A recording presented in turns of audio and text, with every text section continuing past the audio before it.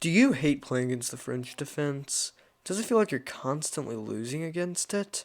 One, welcome to the club. Second off, this gambit might just be for you. Okay, so let's quit this dilly down and let's get into the video. This opening begins after e4, e6, and c4. The move d5 is played. Here you want to play takes, takes. You don't take. You do not take. You play queen to b3. This is known as the Orthoschnapp Gambit. I would hope you know what the opening is at least called, because this is the video that you're watching. Here, after d takes e4, you play this move, bishop to c4, as seen on the thumbnail. Doing what? Creating a battery down this light diagonal, the light square diagonal, to the f7 square, because this pawn is extremely weak. After the move bishop to c4, the move queen to e7 is played. Queen to e7, very good move. Defending this and creating possible attacks down future. Here you play the move knight to c3, putting more pressure on this pawn, possibly threaten knight b5 in future. Definitely not foreshadowing. Knight to f6. And here, we're just going to gambit another pawn, d3. Come on. Come on, buddy. Take it. Take the pawn. See what happens if he does take it. He takes. You play bishop e3. He has to take. Your opponent has to take. There's nothing else he can do. So bishop to e3, knight to c6. Very, very normal move. Attacking. Here you're going to play the move knight to f3, developing another piece. Saying, well, I might be down pawn, but I'm overwhelming you. Development. And here we're going to be breaking down the most common move and a big mistake, which is knight to a5. Knight to a5 is a fork, obviously, but it really isn't a fork because you can save the position. I'm going to give you guys a few seconds to find the move that saves the position as I adjust from my chair. Alright. If you said the move queen to a4 check, you would be correct. Now here the only move is knight to c6. Any other move hangs that. And after this, now you want to long castle. Putting some pressure down here. And here, what if they play the move bishop to d7, trying to break the pin? Well, you play knight to b5, saying, well, now if you move this, it's no longer coming with an attack on my queen, and I'm threatening this. Well, what happens if queen to d8? You just play knight to g5, and you're threatening this fork. What if rook to c8? Rook he1, buddy. And you're threatening a pin. Come on. You're threatening a pin after moving the bishop. So, what happens after knight to b5? Well, with long castles, you just take. You're threatening mate. So, you kind of have to play bishop to c6. You can play queen a8, check, king d7, but there's a better move, which is bishop takes d3. Because after you move rook, because after you actually move this, the idea is after you move this with check, it's forced mate. For those of you who are confused on what I am talking about, if h5, bishop check here, and checkmate. It's mate. So that's what I was talking about. Knight to b5, and king d8's only move. After king to d8, you just play rook takes d3. You're going to put this rook onto the d file, and you got big attack. Let's move on. Alright, let's skip to this move. And what if he takes? You play bishop c4 and queen d7. You play knight to c3. If They play knight to f6, you play f3. And if they take, you take with knight. If knight to c6, you just play knight takes e4, and here you're fine.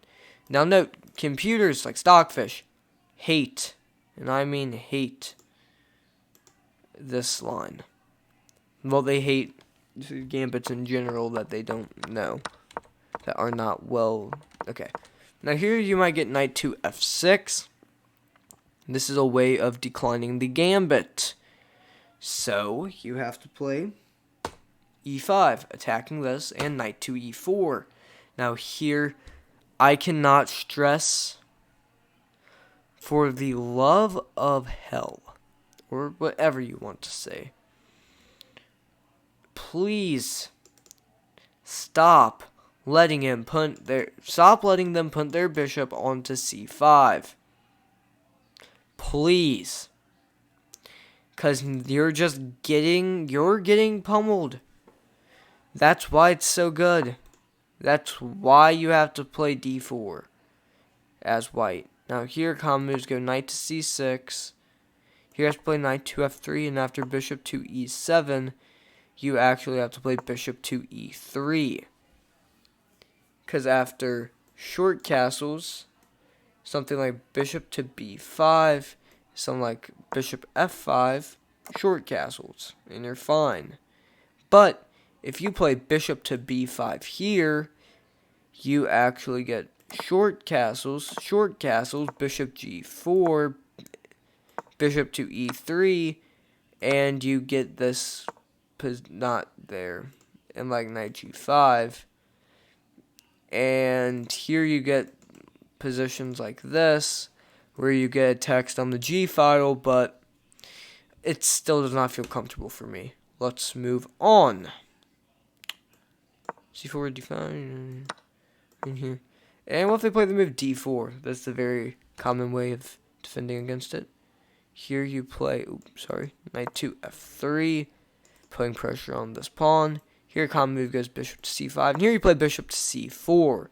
Very good move. They're once again putting pressure down this diagonal on the f7 pawn. What did I call this earlier in the video?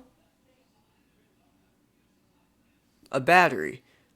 Okay, congratulations if you said it, and if you're just watching for fun, sorry. Knight to f6, and the move d3. Supporting your center, creating this light square bond, and you're still threatening this. Now, here you could have taken king to f8, and then d3. This is also a very good line. Possibly even better, but yeah. Okay, so d3. Okay, d3 and short castles. Now, here after short castles, bishop to g4, and here you play knight to e5, attacking this. One of the most common moves is b5, and this is top engine move for me. Maybe it's just my engine, but mine says b5. Bishop takes and king h8. And then bishop g5, creating this pin. But yeah, that's like super weird. So what if they don't play b5? You know, what if they're actually fucking human? Then the very common move is just bishop h5. There's not very many moves though. Yeah, not very many moves. Alright. Excuse me. Alright. Queen b3. And what if they play the move c6? c6, supporting this pawn. What do you play here? Well, you play e takes d5, c takes d5, and bishop b5 check. Idea is if he blocks either way, you win this pawn, so they have to play knight to c6. Here you just play d4. After knight to f6, you play bishop to e3, bishop to d6, and after knight to c3, short castle, knight ge2, knight g4. Here you play a3, preventing anything like this. Moves here go like this, and if they play something like queen e7, attacking this pawn, you take, and they cannot take because you take this. Yeah, that's a nice little trap. So generally takes, and even something like rook e8 here, and you just short castle. You got pressure. Like rook takes e3, you take this. You're threatening this. Like rook e7, I think. I've seen that. I've seen like bishop e6 as well. So yeah. Without further ado, you should go do something productive with the rest of your day.